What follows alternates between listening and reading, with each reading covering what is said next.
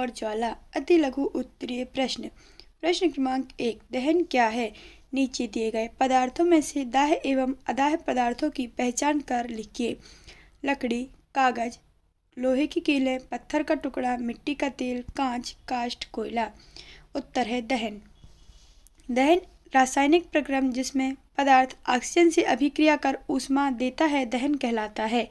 दाह्य पदार्थ है कागज, मिट्टी का तेल, कोयला आदि। अदाह्य पदार्थ हैं लोहे की कील, पत्थर, कांच आदि। प्रश्न क्रमांक 2, ऊष्मीमान किसे कहते हैं? ईंधन के ऊष्मीमान को किस मात्रक द्वारा प्रदर्शित किया जाता है? उत्तर है किसी ईंधन के 1 किलोग्राम के पूर्ण दहन से प्राप्त ऊष्मा ऊर्जा की मात्रा उसका ऊष्मीमान कहलाती है। ईंधन के ऊष्मीमान को किलोजूल प्रति किलोग्राम मात्रक द्वारा प्रदर्शित किया जाता है।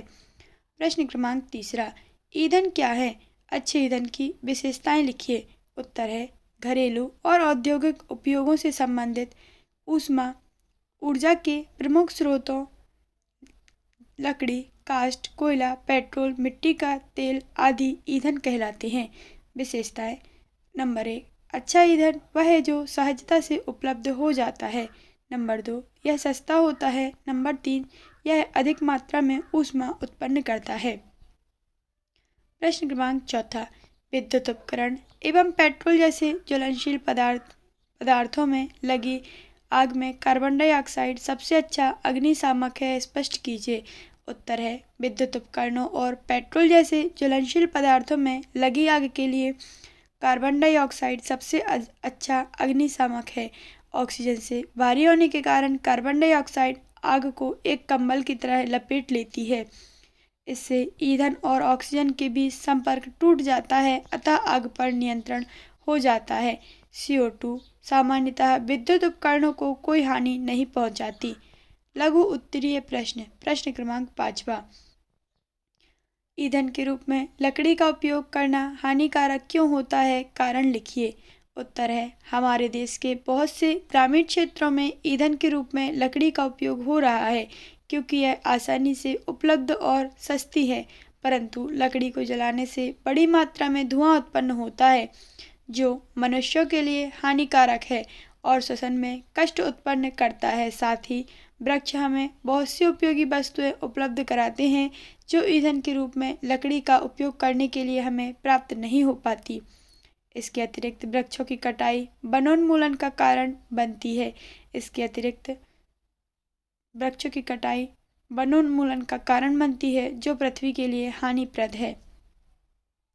प्रश्न क्रमांक 6, तीव्र दहन, स्वतः दहन तथा विस्फोट से आप क्या समझते हैं? उदाहरण सहित स्पष्ट करिए। उत्तर है तीव्र दहन जब गैस तेजी से जलने लगती है तथा ऊष्मा और प्रकाश उत्पन्न करती है, तीव्र दहन कहलाता है। उदाहरण फास्फोरस। स्वतः दहन इस प्रकार का दहन जिसमें पदार्थ बिना किसी प्रत्यक्ष कारण के अचानक लपेटों के साथ जल उठता है, स्वतः दहन कहलाता है। विस्फोटक जब पटाखे को जलाते हैं तो एक आकस्मिक अभिक्रिया होने से ऊष्मा, प्रकाश और ध्वनि पैदा होती है, विस्फोटक कहलाता है। प्रश्न क्रमांक 7, ज्वलन ताप किसे कहते हैं? क्या कारण है कि कागज का टुकड़ा सरलता से आग पकड़ लेता है जबकि लकड़ी का टुकड़ा सरलता से आग नहीं पकड़ता? उत्तर है ज्वलन ताप वह न्यूनतम ताप जिस पर कोई पदार्थ जलने लगता है उसका ज्वलन ताप कहलाता है। कागज का ज्वलन ताप लकड़ी की अपेक्षा कम है, इसीलिए जल्दी आग पकड़ लेता है, जबकि लकड़ी का टुकड़ा सरलता से आग नहीं पकड़ता। प्रश्न क्रमांक 8, मोटर वाहनों में ईंधन के रूप में डीजल एवं पेट्रोल की अपेक्षा CNG को अच्छा ईंधन माना गया है, क्यों?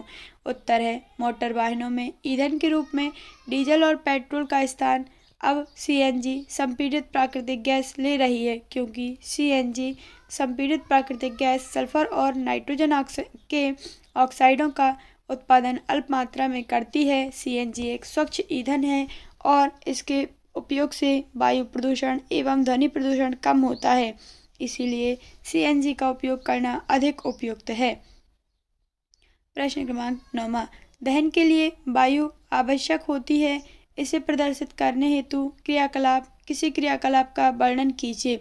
उत्तर है दहन के लिए वायु बहुत आवश्यक होती है।